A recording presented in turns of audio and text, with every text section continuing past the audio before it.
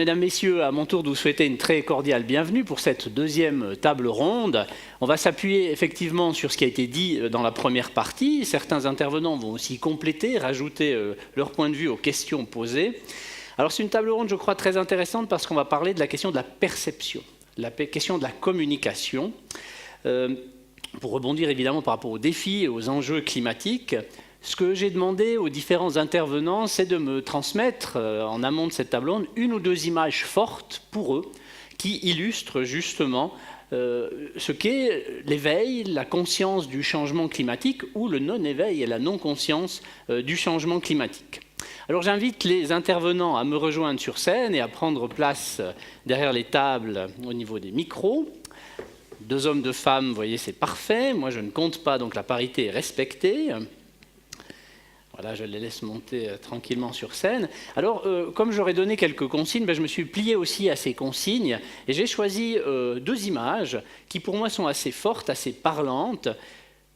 Une première image, on a parlé des concentrations de CO2 en ppm, je ne vais pas y revenir, mais j'avais vu cette image lors du TEDx Martigny en 2017. Et en fait, ce qu'on voit très très bien sur cette image, c'est les 400 000 dernières années. Vous voyez les concentrations de CO2, les rythmes glaciaires, interglaciaires. Donc on est aux sorties d'une période glaciaire et on se dirige à nouveau vers une autre, sauf qu'on se rend compte de cette courbe qui atteint les 400 ppm et on voit qu'elle est actuelle et vraiment elle contraste très très fort avec les courbes, on va dire, plus naturelles d'évolution du CO2. Donc quand on voit ça, on se dit qu'il y a sans doute un forçage d'une manière ou d'une autre. Et je le dis parce que vous avez les négationnistes du climat, les climato-sceptiques, de l'autre vous avez les catastrophistes, au milieu vous avez toute une série de gens qui pensent plus ou moins ceci ou cela sur le réchauffement climatique. Je rappelle que certains sont pour, certains sont contre. Ce serait un peu comme être pour ou contre que la Terre soit ronde ou que les glaciers reculent. Et d'autres courbes intéressantes qui nous montrent ici, je ne veux pas revenir sur les courbes elles-mêmes, mais vous voyez, c'est un certain nombre d'instituts qui, avec leurs mesures et thermomètres, mais sans doute d'autres appareils, eh bien, convergent vers la même direction, avec une corrélation quasiment parfaite. Là, on est sur les températures de surface. Et puis, pour faire écho à ce qu'a dit Madame B au niveau de Météo Suisse, vous voyez ici les écarts à la moyenne, notamment le XXe siècle et le XXIe siècle, pose quelques questions. Et là, sans doute que Sapiens n'y est pas étranger en termes d'évolution. Si je montre ceci, c'est pour dire que d'un côté, on a les faits, d'un côté, on a les mesures, et puis de l'autre côté, ça va être l'enjeu de cette table ronde, on a les avis, on a la perception, on a les intérêts des uns et des autres. Et là, heureusement qu'on a le 45e président des États-Unis pour nous rappeler que eh bien, le réchauffement climatique a aussi sa théorie du complot. Donc là, évidemment, c'est un coup des Chinois, comme l'assassinat de JFK sans doute. Mais vous voyez, on peut avoir des avis différents et je remercie Donald Trump de nous éveiller à nouveau sur cette question-là. Donc on va parler de perception, ça veut dire d'accès à l'information ou pas, est-on conscient ou ne l'est-on pas, mesure-t-on les menaces, voire les bienfaits du changement climatique, et puis en termes d'action, que fait-on par rapport aux intérêts, par rapport au mode de pensée, par rapport au mode de vie des uns et des autres. Voilà. Pour cette petite introduction, alors je laisse les intervenants prendre place derrière les micros de manière, dirons-nous, plus ordonnée. Et je commencerai par vous, Laurence Piaget-Dubuis. Vous êtes donc graphiste de formation, photographe. Vous avez mené plusieurs projets, on va dire, éco-engagés, plusieurs projets artistiques en matière de défis au changement climatique. Vous nous parlerez en fin de table ronde de l'exposition Le glacier des réfugiés, qui est présent, et vous l'avez vu, dans le hall des Alambics. Alors, en tant qu'éco-artiste, je vous ai aussi demandé une ou 2 images, peut-être aussi pour expliquer votre démarche. Je vous présente la première image. Alors, merci. Cette image s'appelle l'échelle du temps. Et je voudrais rebondir sur un des graphiques qu'on a vu à la conférence précédente. Et ce qui me touche, c'est qu'on a finalement des convergences dans le vocabulaire, car le réchauffement est maintenant mesurable à l'échelle humaine. Cette image est divisée en 3 zones. Le glacier, qu'on voit derrière, son linceul et la roche qui est déjà nue en arrière-plan. Cette première image représente le glacier du Rhône, qui est bâché pour conserver son épaisseur dans sa partie dédiée au tourisme. Elle permet l'exploitation d'une grotte depuis les années à peu près 1870. Et ce qui est intéressant, c'est qu'elle est à une altitude de 2243 mètres. Ce cachet dévoilé révèle paradoxalement la fonte en vigueur. Pour ma part, ce glacier, c'est un symbole très fort, local. Quand j'ai fait ce travail photographique, j'avais envie de me tourner vers ce qu'on a autour de nous. Le fleuve du Rhône, qui prend sa source proche de ce glacier, traverse 3 cantons, Valais, Vaud, Genève, et implique une palette de populations très diverses, et 2 pays, Suisse et France. Et cerise sur le gâteau, pour moi qui suis avide des symboles, se jette dans la Méditerranée. Le climat n'est pas seulement un enjeu chez les autres, mais nous impacte également. Et effectivement, comme vous êtes gourmande comme moi, le glacier d'Aletsch, c'est quelque chose d'assez intéressant qui vous touche aussi. J'aime beaucoup cette image de Chapat qui représente avec humour une situation à venir. Les experts, dont je ne suis pas, je suis ici en tant qu'artiste, annoncent que d'ici 2100, nombre de glaciers auront en partie disparu. Il restera à peu près un quart des surfaces et volumes actuels des glaciers.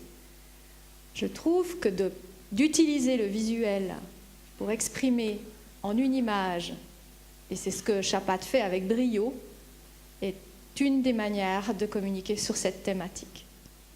Voilà, merci Laurence Piaget-Dubuis. Quelques images artistiques, dirons-nous, d'une manière ou d'une autre.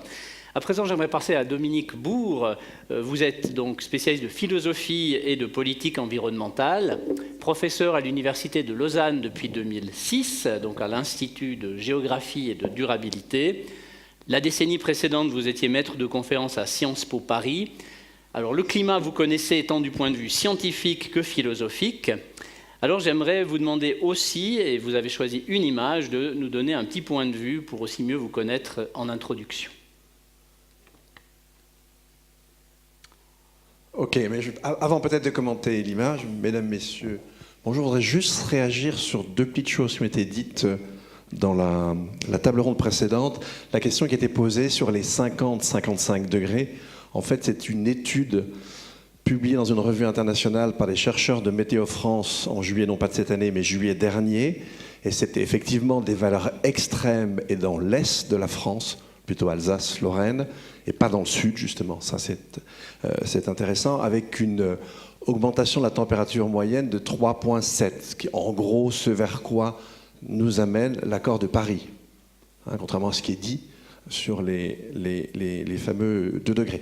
Et puis, autre petite réaction que je voulais donner aussi, sur les données très intéressantes tout à l'heure d'Emmanuel Garnier, il faut bien qu'on se mette dans la tête que jusqu'alors, si vous voulez, si on prend une échelle historique, l'élévation de la température, alors pas pour la Suisse, mais moyenne planétaire, c'est 1 degré, 1 dixième, on est encore dans la variabilité naturelle sur une période historique.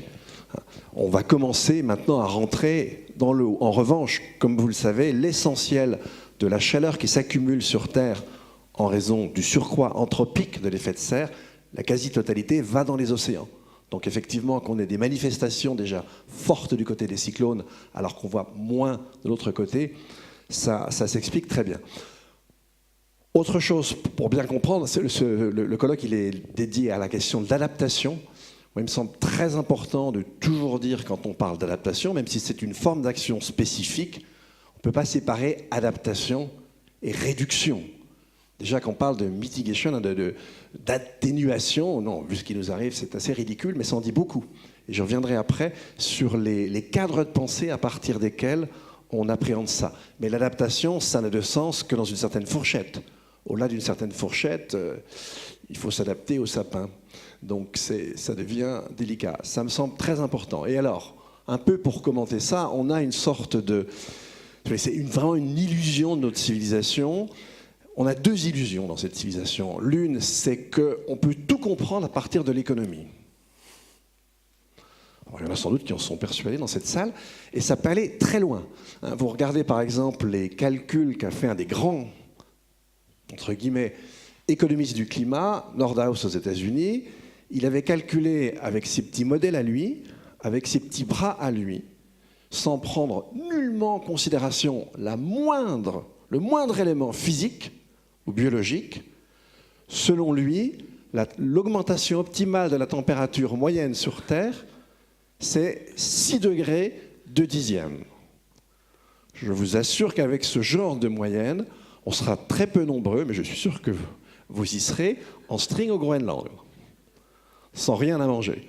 Ça vous en dit long. Et le problème, c'est que ce n'est pas Nordhaus tout seul.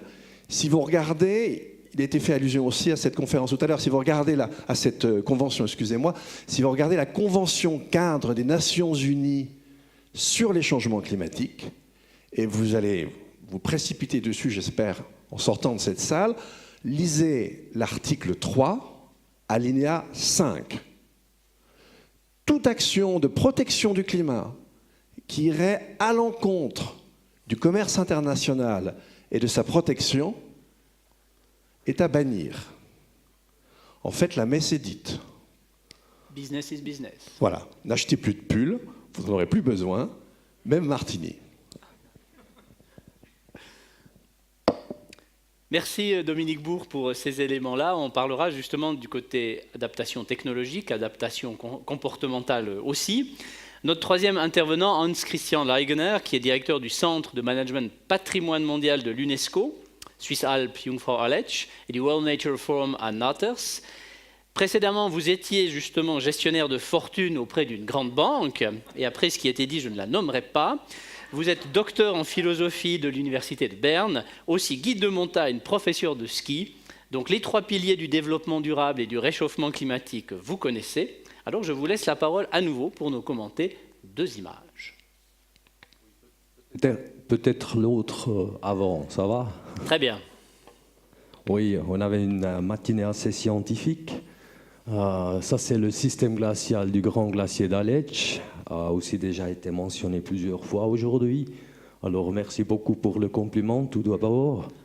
Alors, tout à gauche, en haut, vous voyez le système 2010. Il serait capable de fournir chaque homme du monde avec une bouteille d'eau par jour d'1 litre pour les 6 années prochaines, justement pour dire. Alors le volume, vous voyez en haut, et le scénario, les 82 années à avoir, vous voyez ce que c'est.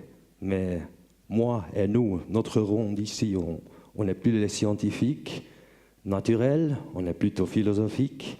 Et quant à moi, notre tâche vraiment importante est transporter ces contenus et puis aussi cibler ou viser un peu sur le comportement, qu'est-ce qu'il y a comme résultat de ça. Alors, exploitation hydrologique, permafrost, il y a des dangers naturels qui vont sans doute augmenter. Et puis nous, on veut le transporter au public, mais plus important, aux plus jeunes, pour la prochaine génération, parce que apparemment, nous, on n'est pas capable du tout de faire quelque chose contre ce scénario. On va en reparler justement, est-ce qu'on le peut ou pas avec le conditionnement des hommes et des femmes actuels. Peut-être cette image aussi, qu'est-ce qu'elle nous dit?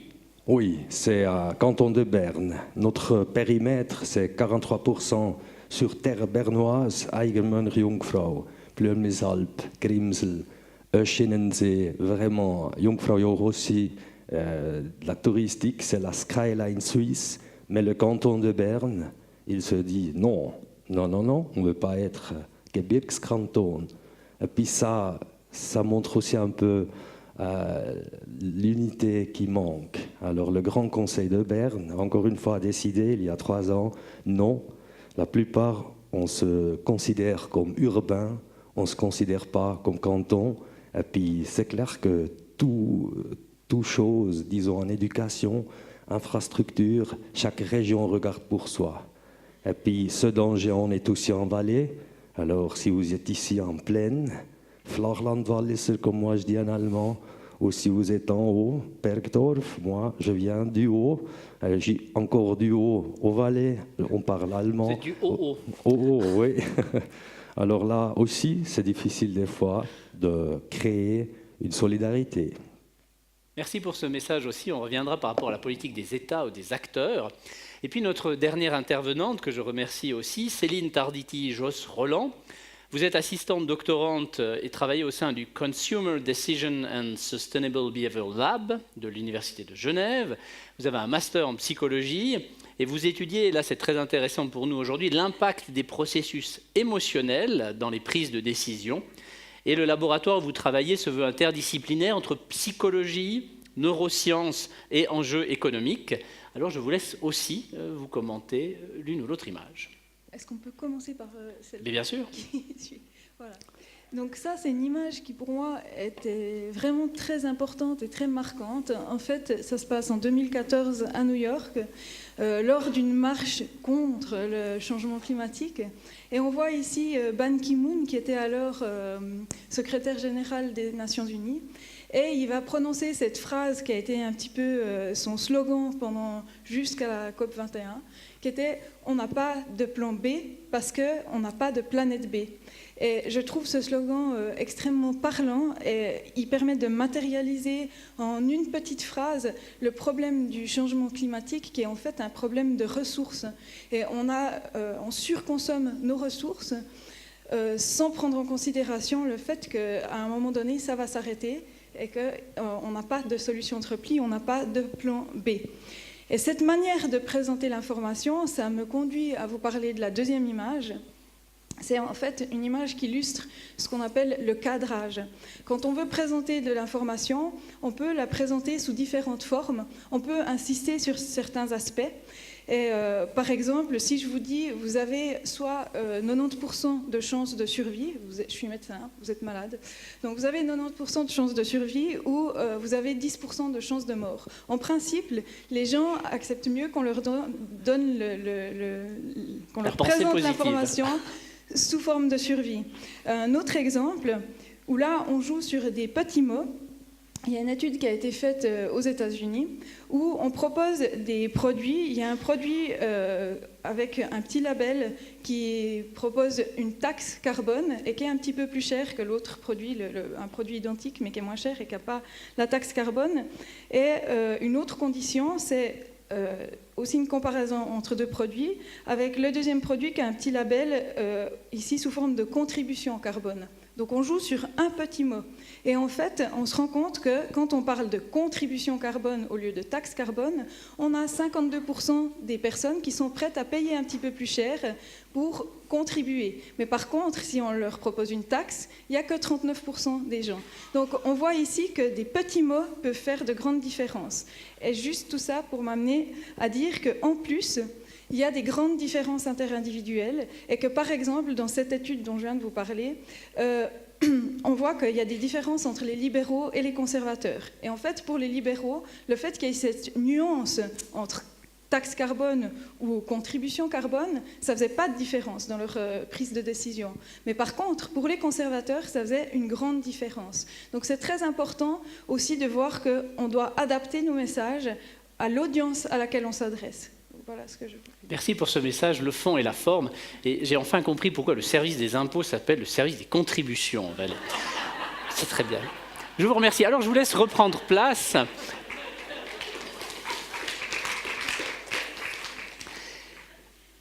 Je vous mets en arrière-fond, et ce sera le dernier slide de cette table ronde, un petit schéma pour vous tenir chaud dans le dos, si j'ose dire. Alors, j'aimerais poser la question à chacun d'entre vous. Certains estiment qu'il y a urgence à agir, et je pense que vous en faites partie. On voit toute une série d'initiatives qui bouillonnent sur le terrain, mais au niveau du résultat global, sur le système global, on peut dire qu'il est quasiment nul aujourd'hui. Pour d'autres, c'est circuler, il n'y a rien à voir, peut-être parce qu'on ne perçoit pas le danger, peut-être parce qu'il est trop lointain, pas assez immédiat. La question que j'aimerais vous poser, c'est comment est-ce qu'on fait pour lier le changement climatique, ces défis, aux préoccupations du quotidien, des gens qui vivent dans un espace-temps, aujourd'hui, ici, à Martigny, en ce vendredi. Dominique Bourg, comment est-ce qu'on fait pour lier ce défi global aux préoccupations du quotidien des individus? Là, vous soulevez un problème clé et qui explique sans doute le faible niveau d'action qu'on a connu jusqu'à aujourd'hui. Et je dirais que d'une certaine manière, les scientifiques du climat y ont évidemment involontairement contribué en focalisant souvent leur discours sur la montée des températures à la fin du siècle. Et donc, comme pratiquement jusqu'à ces toutes dernières années, on n'avait aucune manifestation vraiment sensible du changement climatique. Donc en fait, si vous regardez les actions d'un côté et puis l'évolution de la situation durant les 50 dernières années, remontons au début des années 70, c'est là qu'on va commencer à entrer dans des actions à l'échelle internationale sur l'environnement, petit à petit après sur le climat. On avait beau ne rien faire, ça n'était ou faire très peu, ce qui n'est pas vrai sur le plan des pollutions locales, mais là je parle du global, faire très peu, ça n'avait aucune incidence, c'est-à-dire que le citoyen ne voyait rien. Je dirais qu'on est sorti de cette période et que les vagues de chaleur, alors là pour l'hémisphère nord, on a eu des records, c'était rappelé tout à l'heure, presque partout. Les vagues de chaleur avec d'autres phénomènes, mais je crois que c'est très important, commencent à rendre sensible, accessible à nos sens, le changement pour les gens et à le rendre sensible de façon extrêmement désagréable. Vous avez des gens qui, dans les villes, durant l'été passé, ont suffoqué. Parce qu'effectivement, dans les appartements, quand vous n'aviez pas de clim, c'est pas un truc génial que d'en avoir, eh bien, la température ne redescendait pas en dessous de 30 ou 29 degrés. Donc, avec un écart entre le jour et la nuit extrêmement faible. Donc là, moi, je pense que c'est en train foncièrement de changer la donne. Même si les 2 prochains étés sont frais, par exemple. Avec une étude assez récente, il y a malheureusement, les 4 prochains, on verra si c'est juste, mais les 4 étés prochains, alors pour des raisons de variabilité naturelle, devraient plutôt même se renforcer par rapport à ce qu'on a connu. Mais effectivement, avec la variabilité, on aura ça. Mais là, on voit bien que sur le long cours, on a une série de manifestations et des manifestations qui commencent à nous impacter. Si on regarde sur nos capacités de production alimentaire, là aussi, on a vraiment des inquiétudes à se faire. Je vous rappelle que depuis les années 80, ça ne date pas d'aujourd'hui, donc depuis le début des aléas forts en termes climatiques, eh bien, on plafonne en termes de production mondiale de céréales per capita. C'est-à-dire que toutes nos améliorations génétiques et autres, entre guillemets, sont en quelque sorte contrées par le mouvement de fond du climat. Donc voilà, on va rentrer dans cette période-là, et c'est un pari que je fais. Le pari, c'est que finalement, nos dirigeants ont pu se reposer, il n'y avait pas trop de problèmes, parce que finalement, en ne faisant rien, de toute façon, il n'y avait pas d'effet à leur non-inaction. On va sortir de cette période. Et là, on peut imaginer, si vous voulez, un peu comme dans le schéma d'Al Gore, que la grenouille, en se chauffant plus rapidement, va quand même finir par s'agiter dans le bocal. Et puis, regardez du côté du gestionnaire du bocal. Ça pourrait être intéressant. Très bien. Comment est-ce qu'on fait, Céline Tarditi, pour toucher les gens au quotidien, dans leur espace-temps ? J'ai sauté une question. Dans leur espace-temps, on essaye de, comme je l'ai présenté avant, on essaye vraiment d'adapter le message. On peut aussi utiliser des petites choses rapides où il y a un exemple, l'option par défaut, typiquement, dans la consommation d'électricité. Vous avez souvent, enfin je ne sais pas comment c'est en Valais, mais en tout cas à Lausanne, sur votre facture d'électricité, ils ont choisi le tarif le plus écologique comme option par défaut. Et on a tendance à garder l'option par défaut. Les êtres humains font ça. On a un petit biais qui s'appelle le biais de statu quo. Donc on garde ce qui se passe, ce qu'on nous a donné sous la main. Et en fait, ce genre de petits coups de pouce, il y en a de différents ordres et on peut s'appuyer là-dessus pour aider les gens à aller dans la bonne direction dans leur choix de consommation de tous les jours. Après, il faut que les choses soient mises en place. On sait que ça existe, on sait qu'on peut faire ça, mais il faut pouvoir le faire. Donc une volonté de les aider, de les prendre un peu par la main, l'option par défaut, d'une certaine manière, c'est un peu ça. Oui, on peut orienter les gens en étant derrière eux d'une certaine manière. Donc oui, ils ont besoin quand même, je pense qu'il y a besoin qu'il y ait des gens qui leur montrent la bonne direction. Et l'être humain aime bien regarder ce que son voisin fait, on aime bien faire la même chose que les autres aussi, donc on a besoin de comparer un petit peu avec les autres. Donc si le voisin est un bon exemple, on va faire la même chose. On va tendre vers, on va essayer de suivre son comportement pour autant que ce soit un bon exemple. Donc on peut utiliser ça, ce que je veux dire, c'est qu'on peut utiliser ça pour pousser les gens dans la bonne direction. Mais si le voisin fait quelque chose qui n'est pas un bon exemple, il vaudra mieux ne pas l'utiliser. C'est bien compris. Très bien. Hans-Christian Leigener, de votre côté, dans vos activités, comment est-ce que vous faites pour faire passer le message, pour qu'il touche les gens dans leur vécu, dans leur histoire? C'est un peu difficile parce que, oui, s'il y a quelque chose, un événement, disons un éboulement, oui, l'un il se dit pourvu c'était le voisin, paye pas moi, et puis un village dit oui pourvu que c'était Chamoison, pas Passaillon, puis le Vernois il dit pourvu que c'est le Valaisan, puis pas nous. C'est un peu difficile. Oui, il faut faire l'anticipation, il faut agir, pas réagir, c'est toujours ça. Mais point de vue économique, c'est très difficile. Alors, quant à nous, de vraiment faire quelque chose contre, c'est l'éducation. Et puis nous, on a l'éducation 21, Lehrplan 21, qui vient s'installer aux écoles. Puis on a essayé d'adapter tout ce discours là-dedans. Et puis on a aussi voulu l'implémenter avec le canton du Valais. Pas encore de réponse. Le canton de Berne, au moins, accusé la réception, ça c'est déjà une chose. Et puis, nous, on a des... oui, c'est comme ça, vous voyez. Ils ont mis un timbre A, nous on a mis peut-être un timbre B. La réponse va arriver, sans doute. Oui, bon, je crains, oui. Et puis, au moment, c'est notre offensive. Il faut vraiment préparer la prochaine génération. Ils vont trouver des solutions. Ça, c'est au moment notre vision, mais aussi sensibiliser le plus que possible la population maintenant de toute la Suisse. Parce qu'encore une fois, il me semble très important la solidarité aussi de la plaine, de la partie nord de la Suisse, qui est économiquement totalement fort contre nous. Ça, c'est très, très important. Et nous, on voit aussi là un plus grand réservoir pour aussi faire quelque chose dans l'attitude des gens, pour qu'ils soient solidaires aussi avec les montagnards. Donc solidarité, éducation, prochaine génération qui compte énormément.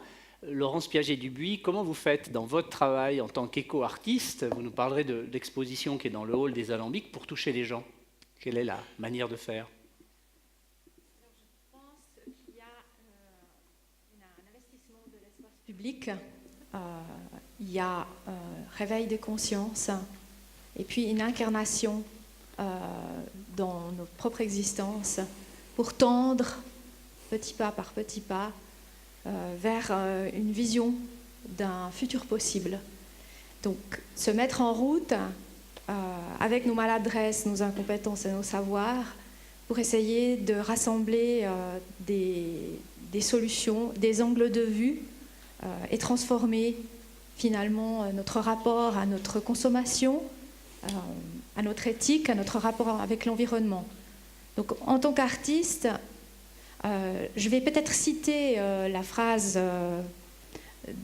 une phrase qui dit « Le monde est si complexe que seule une approche transdisciplinaire permet d'en saisir quelques bribes et construire des représentations plus ou moins pertinentes. » Les artistes, dont je fais partie, et leur vaste palette d'expression donnent du relief à ces représentations et font vibrer des parties de nous qui échappent à l'intellect. Cette citation est d'Eric Nonchen, on a cité précédemment avec la Fondation pour le développement durable des régions de montagne, et un projet qui s'appelle SMART, qui est d'utiliser des œuvres d'art pour réveiller des consciences.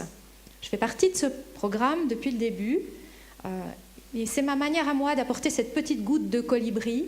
Je ne suis pas du tout scientifique, je n'ai pas les études ni la connaissance pour, mais par contre, je rejoins les intervenants de cette table ronde, je me sens responsable, citoyenne, et j'ai envie de transmettre à mes petits-enfants un monde où il est possible d'avoir de la fraîcheur, d'avoir de l'air pur et d'avoir une relation avec la nature pour pouvoir continuer à vivre sur cette planète merveilleuse. Donc personnellement, je cherche à établir une recherche entre esthétique et éthique. En tant qu'artiste, j'ai eu une démarche de vouloir travailler fond et forme, et pas seulement chercher le beau et l'esthétique qui se met en musée, mais d'essayer de toucher les sens. Utiliser le visuel, comme je viens de lire, pour créer des réalités, pour révéler des réalités invisibles, créer du sens, toucher les émotions et faire réfléchir. Personnellement, je me cherche Je me sers de mon rôle d'artiste pour être porte-parole d'une transition portée vers un avenir positif et durable. Donc faire vibrer, c'est une des solutions. Communiquer de manière positive auprès du grand public. Céline Tarditi, j'aimerais vous poser cette question. Est-ce que finalement, les hommes et les femmes d'aujourd'hui qui ont été modelés dans la société de consommation, est-ce qu'ils ne sont pas perdus pour faire ce changement face aux défis climatiques? Hans-Christian Lagener a parlé de l'importance de sensibiliser les nouvelles générations, les jeunes. Est-ce que finalement, cette société de consommation n'a pas des liens trop forts? Elle nous empêche, où toute velléité de changement est impossible. Il ne faudrait pas un monde nouveau, conditionné différemment? Comme je l'ai dit avant, ce qui est important, c'est d'adapter les messages qu'on veut donner à l'audience à laquelle on s'adresse. Et je pense que les générations précédentes, les plus anciens, ont besoin du message adéquat. Il faut qu'on trouve la manière de leur présenter les choses qui va être capable de les faire percevoir l'importance du changement. Et c'est assez drôle parce que souvent on a l'image de cet acteur rationnel, cet individu qui veut absolument du bénéfice à court terme. Mais en fait, on se rend compte, notamment dans les dilemmes sociaux qui mettent en évidence justement le conflit entre intérêt personnel et intérêt collectif, que sous certaines conditions, des conditions de communication, des conditions d'induction d'émotions, des conditions de normes sociales, on se rend compte que sous ces conditions, on arrive à faire comprendre aux gens que l'intérêt collectif est plus intéressant plus important que l'intérêt individuel à court terme. Donc, il y a des stratégies, il y a des connaissances, il faut encore travailler là-dessus pour trouver, en fonction des types de personnes, quelle est la meilleure stratégie à adopter, mais il y a des choses à faire et de toute façon, comme l'a dit Ban Ki-moon, il n'y a pas de planète B. Donc on ne peut pas changer toute la planète, on ne peut pas avoir une nouvelle planète, mais on peut essayer de trouver les meilleures stratégies en fonction des personnes concernées. Dominique Bourg, est-ce que vous partagez cette analyse? Est-ce que les gens qui ont vécu, qui bénéficient des bienfaits de la société de consommation sont de toute manière perdus en termes d'action par rapport aux défis du changement climatique, ou non, c'est possible? Non, je ne pense pas qu'il faille généraliser à ce point-là. Dans les classes d'âge un peu plus avancées dans la société, il y a quand même quelques consciences. Bon, je serais assez difficilement disposé à vous dire l'inverse. Bon, en revanche, ce que je constate, effectivement, du côté... Alors, je suis enseignant à l'université, donc j'ai un public qui, lui, garde toujours le même âge en face, ce qui est assez intéressant. Et là, évidemment, mon public, moi, il est assez spécialisé quand même. Ils viennent dans ce master parce qu'ils ont, disons, déjà une certaine sensibilité aux questions environnementales. Mais on voit bien qu'il y a dans la société en général un mouvement de déconsommation qui s'amorce. En tout cas, plus personne ne croit, enfin, franchement très rare, les gens qui pensent encore que la consommation, ça fait le bonheur. Là, il faut leur conseiller un psychiatre assez rapidement. Mais il y a même un certain mouvement de déconsommation, et dans la partie jeune des gens, je vois par exemple, si je fais une statistique, je l'ai déjà fait avec mes étudiants chaque année, très rares sont ceux qui ont un permis de conduire. Dans ma génération, c'était impossible. Pratiquement tout le monde avait son permis de conduire à peine l'âge de 18 ans atteint. Donc on voit qu'il y a des changements. Il y a des changements de fond dans la société. Alors, il y a des changements aussi dans nos représentations qui commencent à venir, qui sont très très très forts. Bon, pour le moment, vous l'avez rappelé, ça ne se marque pas dans les indicateurs. Cela dit, on a un système institutionnel qui est toujours un système ancien, qui n'a en rien enregistré tous les changements que nous avons connus. Je l'ai rappelé tout à l'heure, dont les objectifs restent des objectifs, grosso modo, qui sont les mêmes depuis le 19e siècle. Là, il y a un certain retard mental quand même, et en termes de catégories. Mais on voit que dans la sensibilité des gens, il y a une amorce de changement, et cette amorce de changement, si elle est connectée à ce dont je parlais tout à l'heure, c'est le fait que les phénomènes eux-mêmes vont s'accélérer, laissez-moi au moins une petite once d'optimisme. La réaction devrait s'accélérer aussi. Alors, Hans-Christian Lagener, chez les jeunes, donc Dominique Bourg a parlé de ses étudiants, il constate des choses en théorie et en pratique. Chez les jeunes que vous touchez, est-ce qu'on sent aussi un effet en termes d'action par rapport à leur comportement face à leurs parents ou dans leur activité? Où là aussi, la société de consommation, le smartphone, etc., prend le dessus, si j'ose dire. Non, on voit vraiment des résultats. Puis, mais la consommation reste, mais elle est différente. Alors, smartphone, de telles choses, nous, on les implique dans notre éducation très très fortement. Alors, on ne va pas fournir des cahiers, alors on fait presque tout digitalisé, ça c'est clair. Alors, utiliser le smartphone, on ne peut pas le réduire jusqu'à consommation parce que c'est une nécessité d'aujourd'hui. C'est un outil. Oui, oui. Puis nous, on s'appuie très fortement sur les 17 buts du développement durable que la Suisse elle a signé le contrat 2015. Et puis nous, on couvre 11 dans notre éducation. Et là, il voit tout à fait le sens. On a fait avec 500 élèves maintenant le tour, World Nature Forum, et l'après-midi, on est allé dans la région du Grand Glacier d'Aletsch, mais aussi à Kandersteg, on a fait autour de 500 élèves. Et puis, c'était la première fois qu'ils ont entendu de ces 17 Sustainable Development Goals. Et puis nous, on a vraiment adapté sur le thème. Alors, par exemple, faire quelque chose contre le changement de climat, c'est un but. Ils ont la première fois qu'ils étaient confrontés avec ça, et puis après ça déclenche des choses. Vous sentez qu'il y a une envie d'agir ensuite de leur part Oui, à leur oui, niveau. tout à fait, tout à fait. Et puis on veut l'année prochaine autour de 3000, on veut 3000 enfants de toute la Suisse, on veut vraiment donner cette éducation. Mais c'est clair, nous on cherche toujours de l'argent, il faut encore le récolter avant, parce qu'au moment l'argent ça suffira pour peut-être 1000. Mais j'aime faire ça, on voit des résultats, le comportement peut uniquement changer comme ça.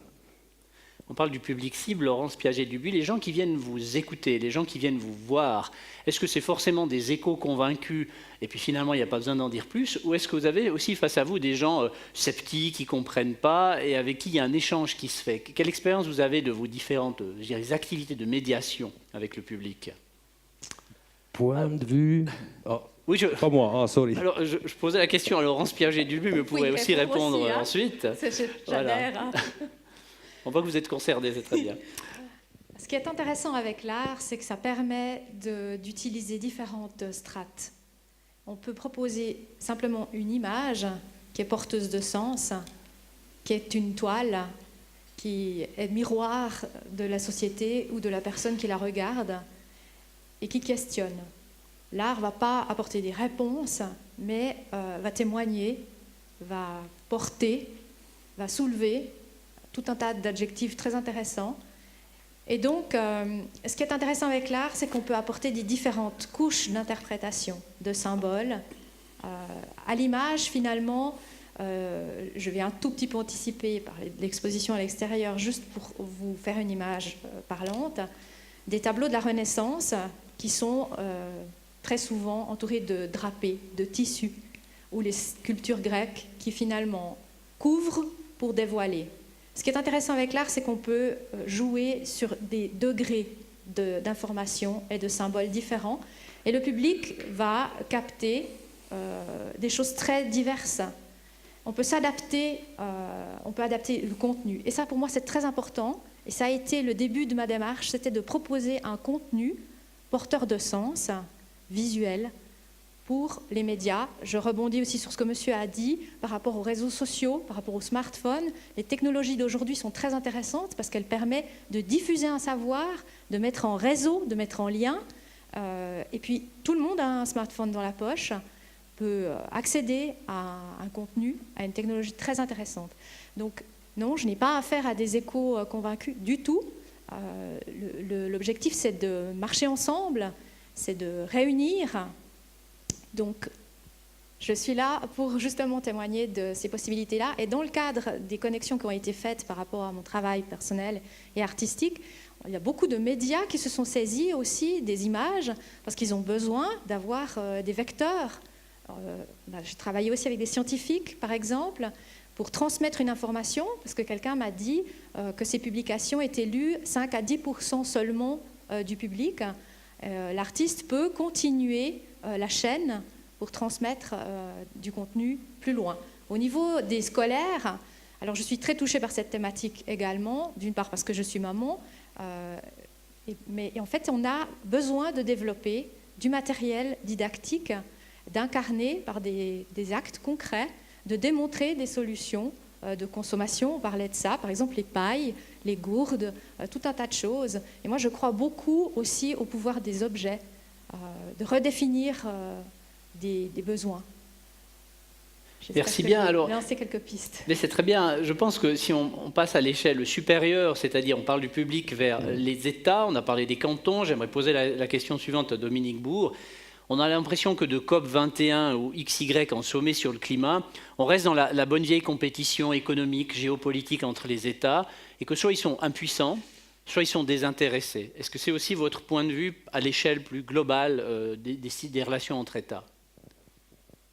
En tout cas, ils ne nous ont pas prouvé le contraire. C'est le moins qu'on puisse dire. Ils sont pris dans ce cadre que j'ai rappelé tout à l'heure. Et je dirais que depuis 2-3 ans, et vous l'avez rappelé avec le tweet de Donald Trump, on a quand même une catégorie psychologique de chefs d'État qui arrivent au pouvoir, dont on peut dire, je crois assez gentiment, qu'ils sont relativement borderline.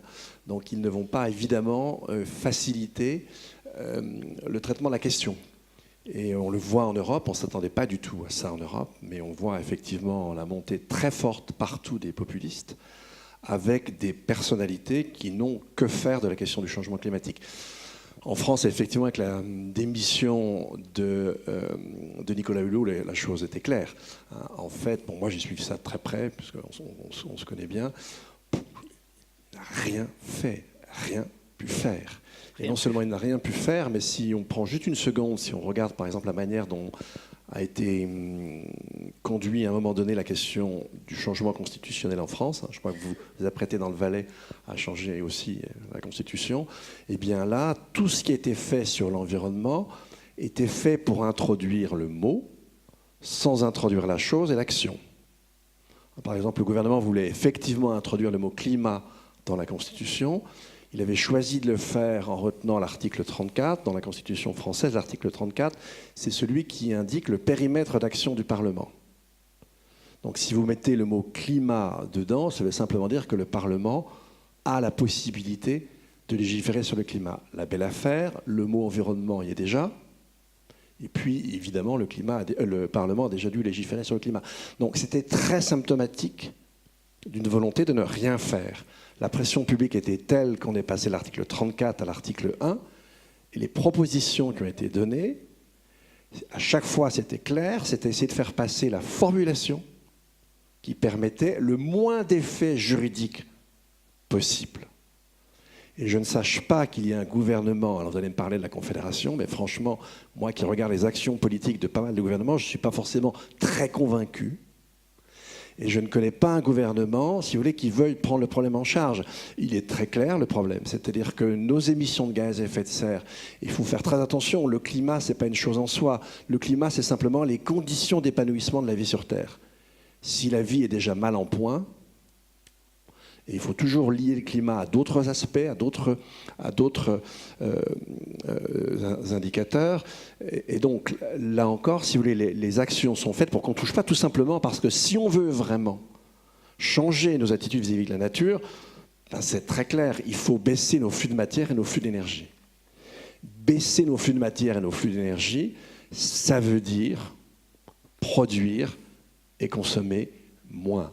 Est-ce que vous connaissez un gouvernement sur Terre qui va se faire élire en disant « Chers citoyens, dans 5 ans, vous serez plus pauvres ».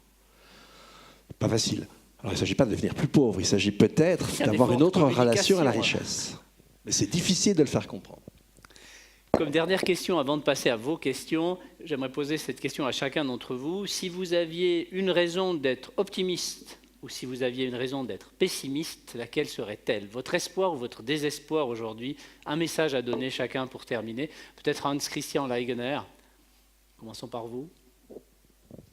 Alors quoi? Une fois espoir, une fois désespoir. Oui. Vous pouvez choisir. L'espoir dans le désespoir, c'est égal. L'espoir, chaque fois j'y suis comme chef ranger dans ma région, ça me donne de l'espoir. Ça me donne vraiment cette...